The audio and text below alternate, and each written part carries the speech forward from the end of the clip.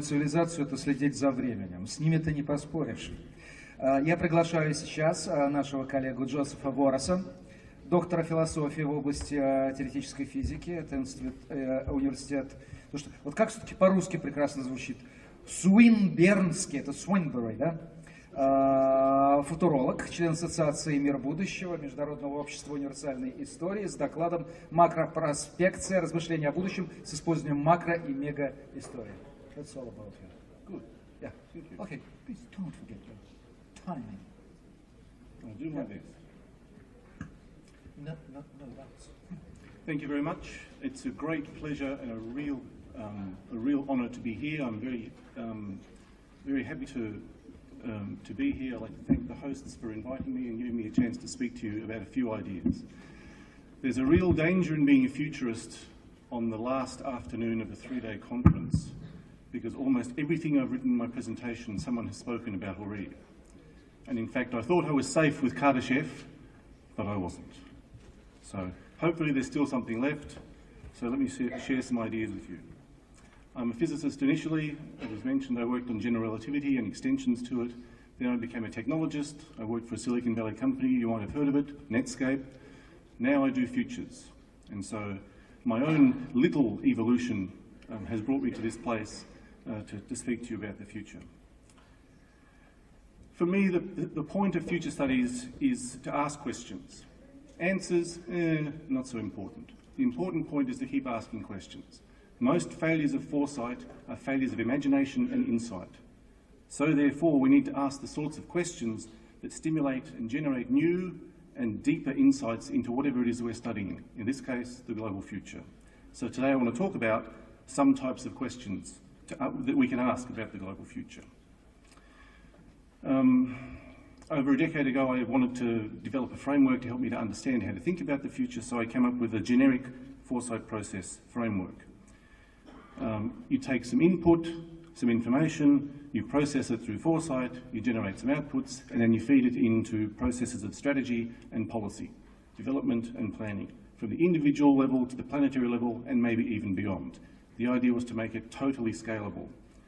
There are a few sub-steps in there, you might understand them, but the one that you won't have seen before is what I call prospection, which I define to be the activity of purposefully thinking about the future to create new ideas, or what we say in our field, images of the future. The different sub-phases of this are concerned with different things. When you're looking at inputs, you're trying to work out the quality of the sources. Are they any good? How diverse are they? How much can you trust them? When you're looking at analysis, the yellow box, you're asking questions about what categories of thought you're using. How are you sorting out the information?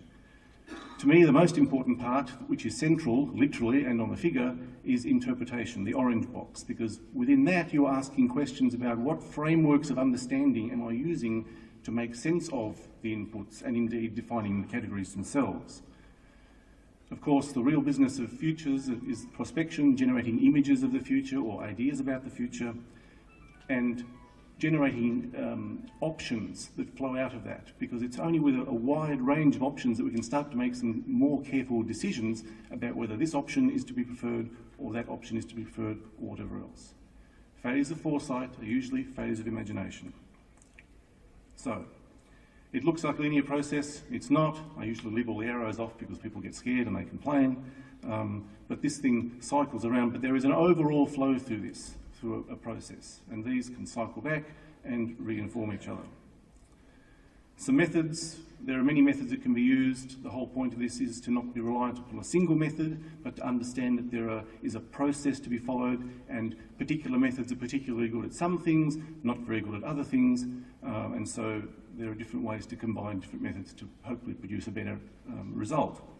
I want to talk about the bold area, layered analysis, which I'll do in a couple of minutes. But first, I'd like to talk about ideas about the future, or images. The future doesn't exist. It's not a factual space. You can't measure it, you can't launch a probe like in Star Trek. The only thing that exists about the future are our ideas about them. But our ideas are not totally divorced from the future that happens, because we have an idea about the future. This causes us to make certain decisions or take certain actions in the present. These present actions play out as consequences in the future, and so there is a loosely coupled feedback loop. It's not exact, but there is some connection to that. So the ideas that we hold about the future are important, especially when they are shared, because it's only by understanding these together that we can choose to act in certain ways to bring about the futures that we want and to avoid the futures that we don't want. So here's a model that I use with my students. We're sitting in the present moment, looking out towards time, and here we are looking out into the future. And so these are judgments about ideas about the future. Everything beyond the present moment is a potential future. I cannot prove that the future is not predetermined, but I prefer to live in a universe where I believe that's the case, because it means that I can influence the future. Everyone's aware of the projected future, a linear extrapolation of the past through the present and so out, often called business as usual. It's a default extrapolation. That's a fairly unsophisticated view. A broader view is the idea of probable futures. These all start with P, by the way. It makes it easy to remember. These are futures that we consider to be likely to happen. There is some probability. These are usually based on current trends because there's numbers that can be used to support that. More broadly still are the plausible futures. These are based on things that we think could happen in the sense that they don't contravene known laws of physics or known understandings of how things really operate. But they're based on current knowledge. There's a saying that we have in foresight that in order to have your scenarios be believed, they have to be plausible. Well, the universe doesn't care about what we believe, so plausibility is not enough. The universe is exquisitely indifferent, in fact, to our beliefs about what should or shouldn't happen. So we need to think even more broadly than plausible futures, and so we have possible futures.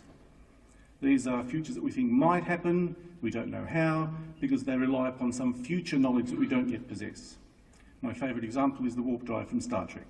We can imagine it, but we don't know how to do it.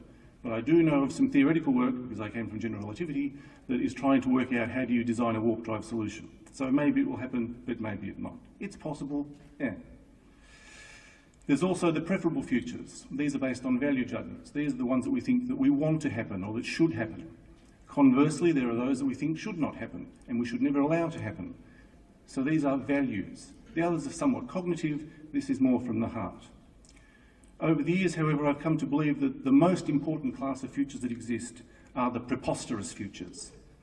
The ones that we think will never happen, that's impossible, that's ridiculous, don't talk to me about that, don't waste my time. Why? Because this, and if you come up with an idea that does this to you, makes you respond in this way, this is a wonderful thing, because you have discovered the edge of your thinking. And so there's the possibility to expand your thinking into even more esoteric areas. I love hearing about ridiculous ideas because this helps me to make sure that my mind doesn't stay or get closed. So I love them, bring on the preposterous futures, and I'm happy to say, well actually I'm unhappy to say, I still haven't heard a preposterous future here today. Let's talk about interpretation. For me, it's the central aspect of this. Now, these are about frameworks. So what frameworks can there be? This is a complicated diagram, but the essence of this is that at the more shallow you go, the more detail there is, but the shorter the time frame, the deeper you go, the longer the time frame, but the fewer details there are. This is where big history lives. Worldview, historical change, they are not separate like that. You'll see there's a dotted line between them. Where's the cursor? There's no cursor. All right. They overlap like that. Historical forces create the structures in consciousness that we possess. But our structures of consciousness can also influence history. So it's a more tightly coupled system. At the deepest level, you have historical and macro-historical change, and depending upon your scope and time frame, if your scope is planet Earth and your time frame is the history of the universe, you're doing big history. If your time frame is the history of the universe and the scope is the universe, then you're doing cosmic evolution. So, how can you use this to think about the future? I want to talk about three classes, all of which have been spoken about by people at this conference already. Big history via a matter-energy complexity perspective.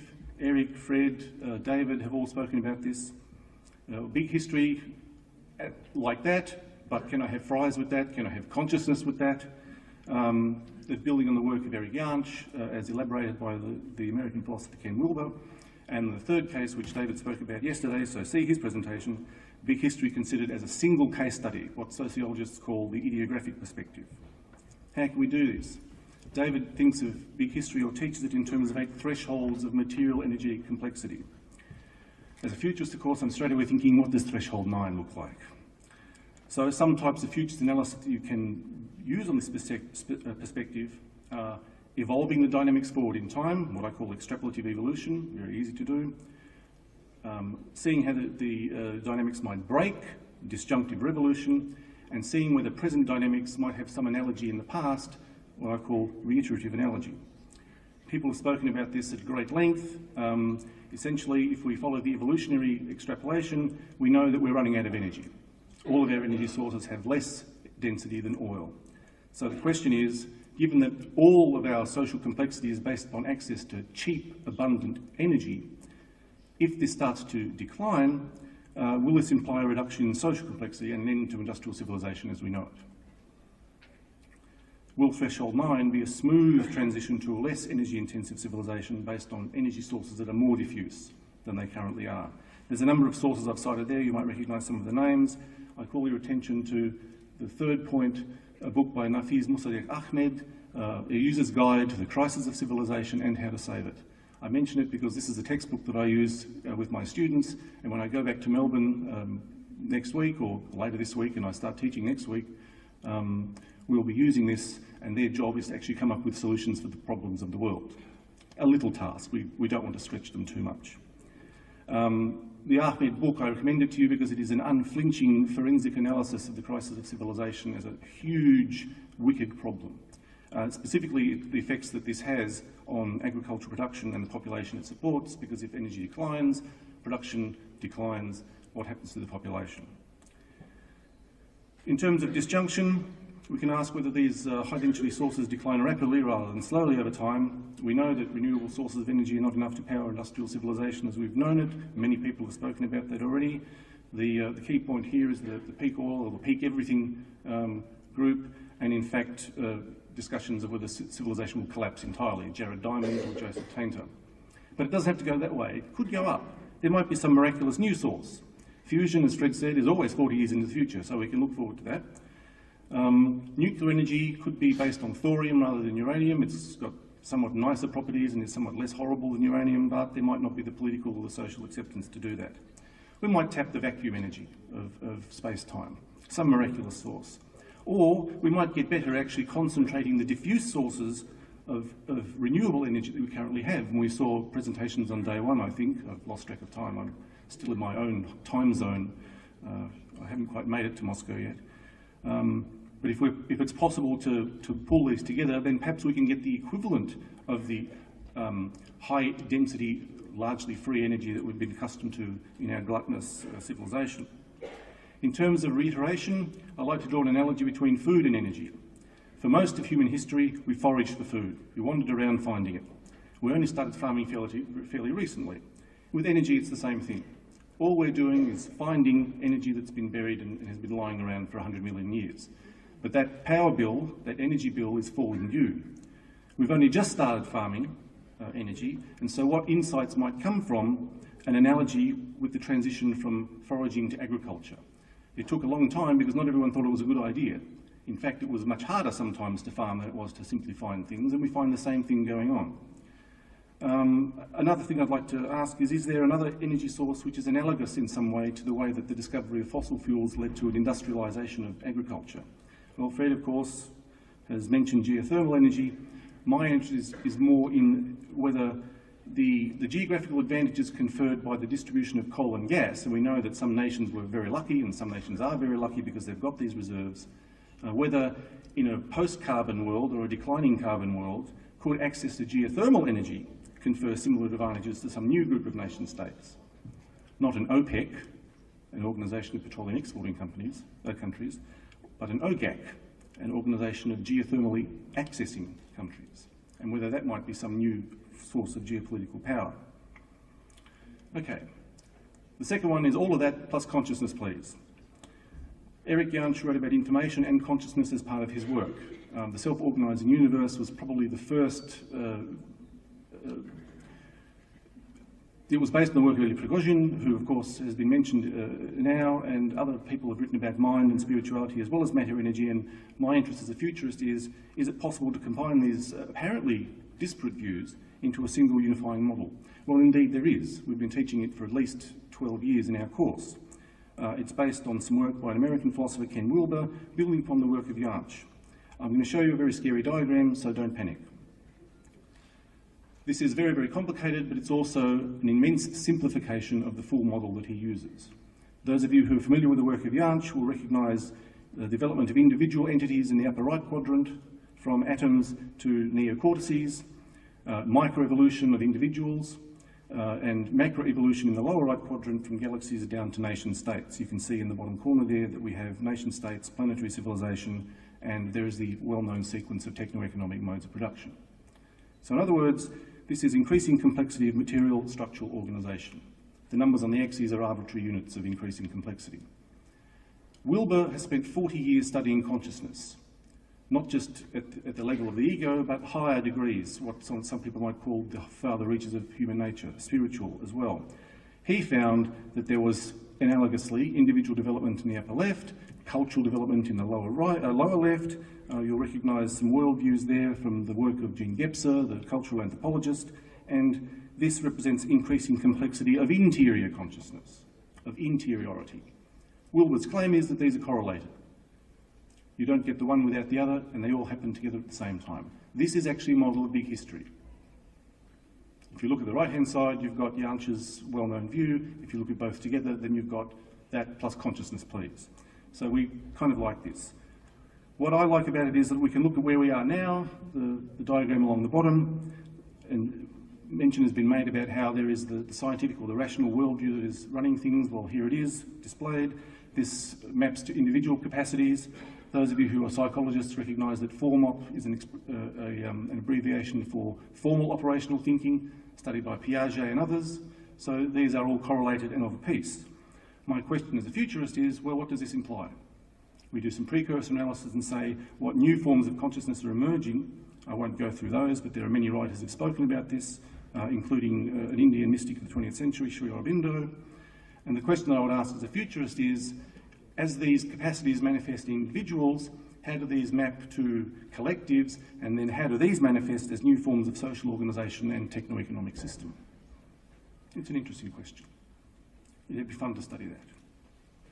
The last thing, Earth's big history as one case. Well, as I said, David's already done this. I had no idea he was going to do that. He had no idea I was going to do that. So what it tells me is that this is an idea whose time has come. In the beautiful poetic words of Carl Sagan, our civilization is one voice in the cosmic fugue. We are singing alone in the dark, and yet we are desperately searching for somebody else to sing harmony with, or at least to know somebody is there. The question is Earth common or rare? Well, David showed you the Drake equation. So are there other big histories we can use? Yes, we can look at analogies from astrobiology and from SETI. As I say, I thought I'd had it with Kardashev, but I hadn't, but because Kardashev talks about energy, and it was explained by the previous speaker, type 1 civilizations use planetary scale, type 2 use stellar scale, type 3 use galactic scale energy. For us, Earth is considered to be a type 0 civilization. In fact, type 0.7, so 173 I think it's up to now.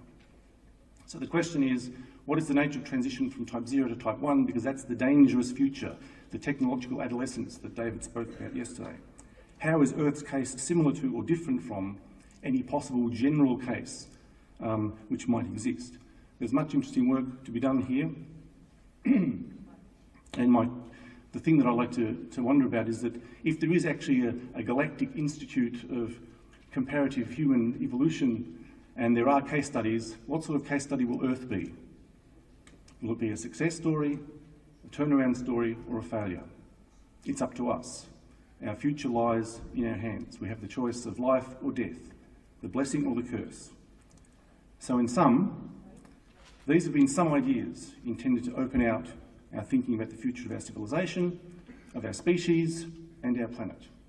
Why? Failures of foresight are usually failures of imagination. So therefore, we need to be able to imagine a very wide variety of futures and the options that these present us to help us navigate our way forward through this period of technological adolescence. when we might survive or we might destroy ourselves. It's not a foregone conclusion. And therefore, using that to decide which futures we want to make happen as a species and which we most certainly do not. Because the question I'd like to leave you with, that if there is a galactic catalogue of technological civilizations, what will our entry in it be? Спасибо. Thank you.